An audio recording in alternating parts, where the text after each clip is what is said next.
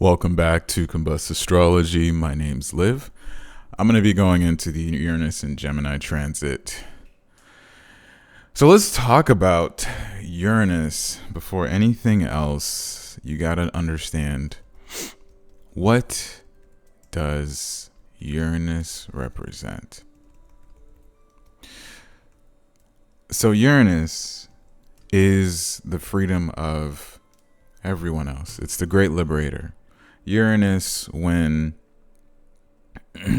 Gaia was first here, was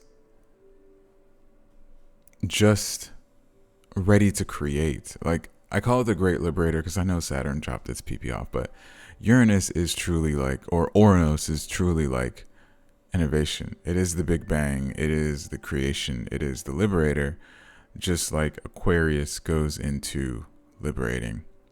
And in my Patreon, when I do cover stuff, I'm going to be teaching it a lot more. I'll be using the chart, but I'll also be drawing so you can see it. But just for this to understand, because this is an introductory video, Uranus represents the freedom that you can have. It is breaking away from the feminine. It is creating out of nothing. And that's why I think Uranus had to be in bed with Gaia, because it's drawn to the feminine. It's like, there's nothing here, let's create. What else is more obvious about creation than penetration into the spawn of a crotch gremlin? No, just kidding. Of a little baby, right? You create from nothing, and from that you can create anything. It is your desire. And so Uranus doesn't really care, but it really does go into that energy of creation. I look at the symbol of it, and I don't know if someone else has said this, but when I think about it, just to draw this out, because I mean, it's masculine and feminine, but if you can picture with your mind what this would be, it's an entrance. And when you look at the other side of Uranus, this combining the two is how I look at this. It takes from the darkness, it takes from nothing, and it inserts itself to create something that could be tangible, that could actually have either, in one point of view, a weapon that will separate you from two halves, or it'll be a binding factor that brings two things together, right? So seeing this, I think to myself, okay, if I'm someone that's Uranian, I am going to be revolutionary. If I have Aquarius placements, if I have aspects of Uranus to my chart. But in a transit, Uranus is here to destroy and create. It's part of the cycle of Saturn that I was telling you between the two of them, where it's like oppression, release into power, into eventual oppression, and the cycle continues, the snake eating itself and whatnot. So whenever you see that that movement into a new idea, you have to look at Uranus and associate it to the sign that it's now in, to that new idea, that freedom. It's really quick. It could be a little bit painful. It doesn't care. Uranus has been having its fun throughout all of our placements in the past 12 years, right? Meaning it's gone through at least, well, let me not say 12. I actually want to include the whole cycle, but it's 84 years, I believe, to see the full cycle of Uranus. So half of that would be 42 if the math corrects me. Some of you haven't been around long enough for that. But numbers aside, what has Uranus been up to in the past 3 signs that it's been in? Because currently it's in Taurus, Aries, Pisces, Aquarius. So we got innovation. When Uranus was in Aquarius, I believe Pluto was also in Sagittarius. The .com bubble was well on its way.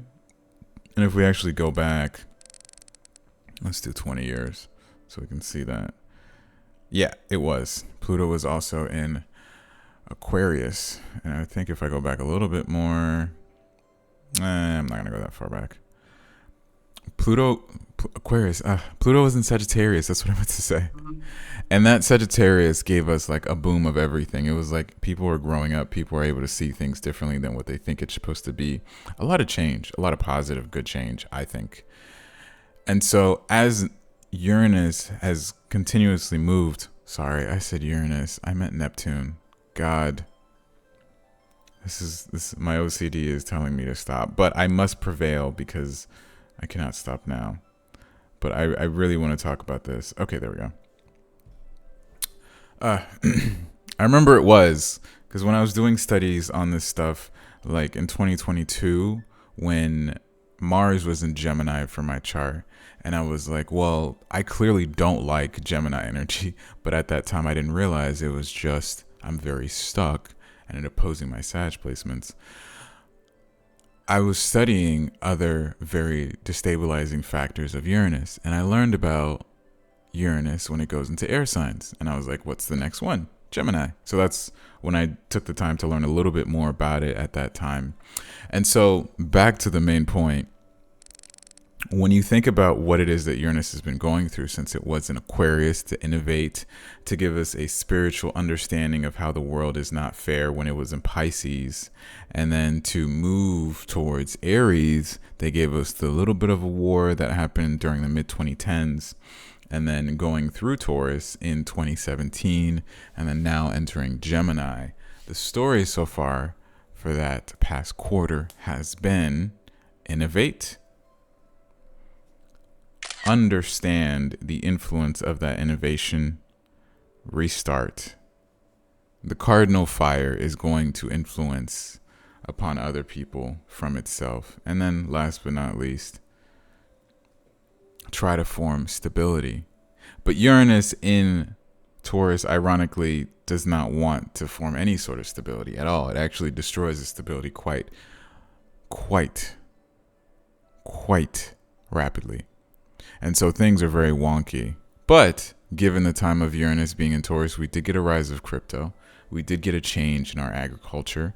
We did get the understanding for just a new point of view of things, right? We've been able to find new ways to feed the masses. We've been able to just create and change, right? So understanding more about this, what exactly can you use Uranus for? I feel as though in these current times that we're in, Uranus and Gemini will help you take your own journey.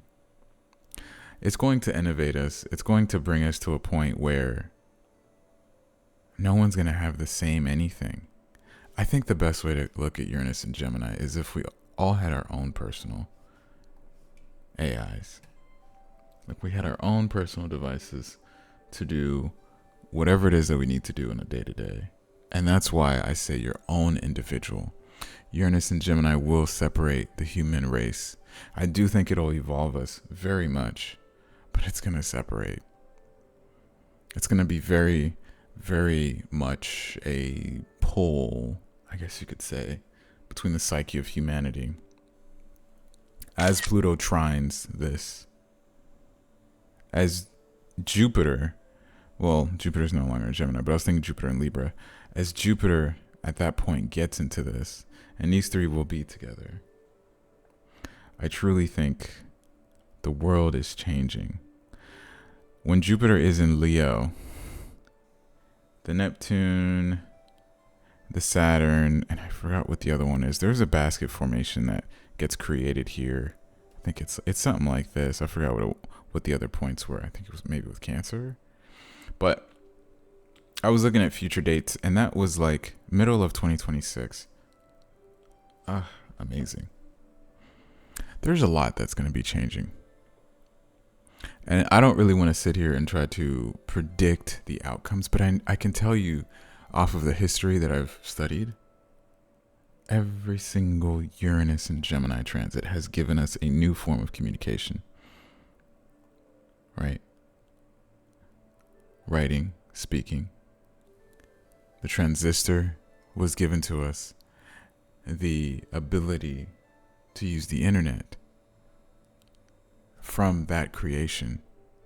Ultimately, the ability to have written language from cuneiform, the ability to have new means of sharing information with the typewriter. Everything changes. Everything. So as I look at this video and I continue and I say,